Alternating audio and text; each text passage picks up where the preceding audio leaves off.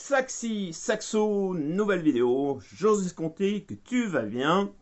Alors, comme tu peux le constater, je n'ai pas de saxophone parce qu'aujourd'hui on va parler de track. Comment éviter le track en 4 points, Mais avant ça, avant que je te parle du track, eh bien, j'ai mes deux formations en promotion jusqu'à demain soir. J'ai décidé de prolonger, tu vois, je suis sympa, je la prolonge jusqu'à demain soir, la promotion. Tu peux retrouver les liens juste en bas dans la description YouTube. Alors comment on fait? On clique sur le lien et ça t'emmène directement sur la page de vente de la formation ou des formations, comme tu veux.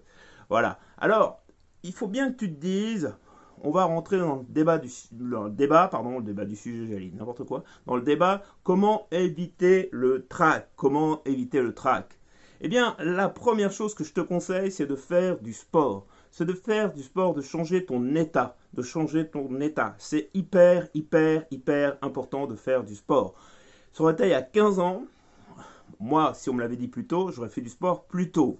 J'ai appris ça un petit peu sur le tard, donc c'est dommage, franchement c'est dommage, mais faire du sport, c'est ce qui va te changer ton état. Ça va changer ton état et tu seras beaucoup mieux. Demande à tous les sportifs comment ils changent d'état une fois qu'ils ont fait du sport, tu verras que c'est vrai.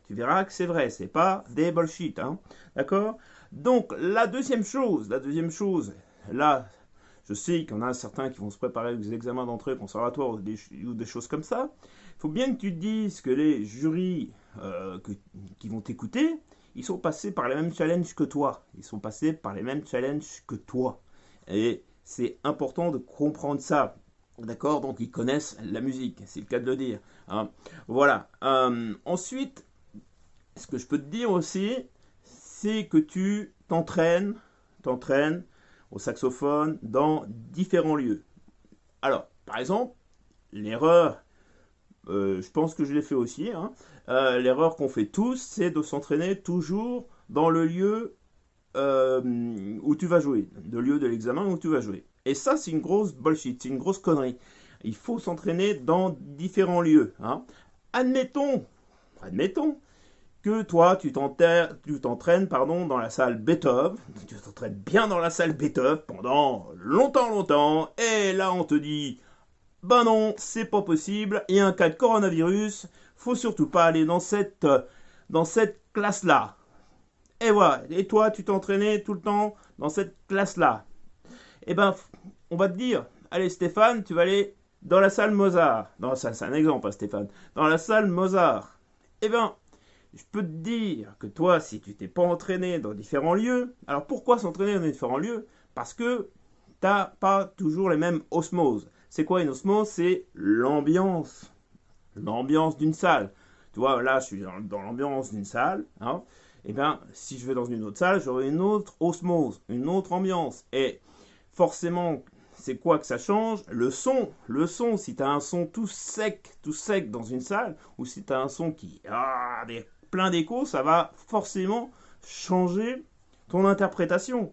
Et ça, c'est important de comprendre ça, qu'il faut vraiment s'entraîner dans différents lieux, voire même dehors, quand il fait très beau, entraîne-toi dehors.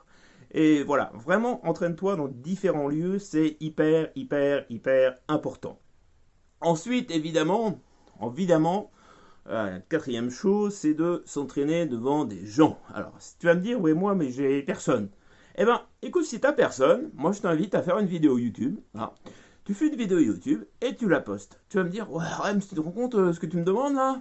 Bah ouais, je me rends bien compte. Mais justement, c'est un très bon exercice pour pouvoir éviter le trac. Tu vois, déjà, si tu fais plusieurs fois ça, déjà, tu vas gagner en confiance.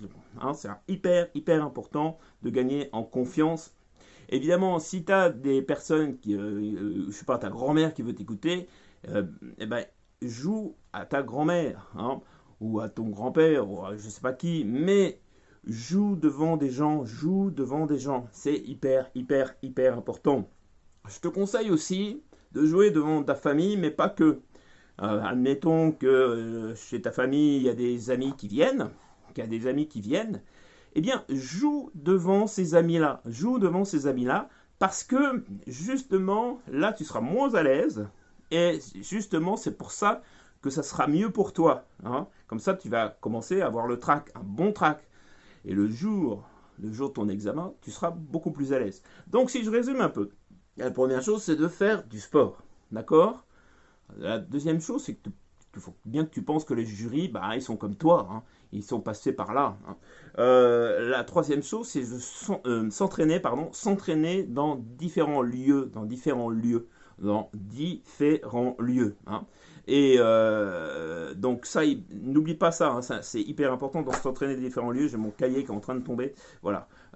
Et la quatrième chose, c'est de s'entraîner. Donc, soit faire une vidéo YouTube, s'entraîner devant des gens, soit d'entraîner devant ta famille ou des amis. Voilà. Alors, sinon, je te répète que donc mes 2 formations sont en promotion jusqu'à demain soir. Il suffit de cliquer sur le lien et ça t'emmène directement à la page de vente où tu peux voir ce qui t'attend dans les formations. Voilà, j'ose escompter que cette vidéo t'aura plu.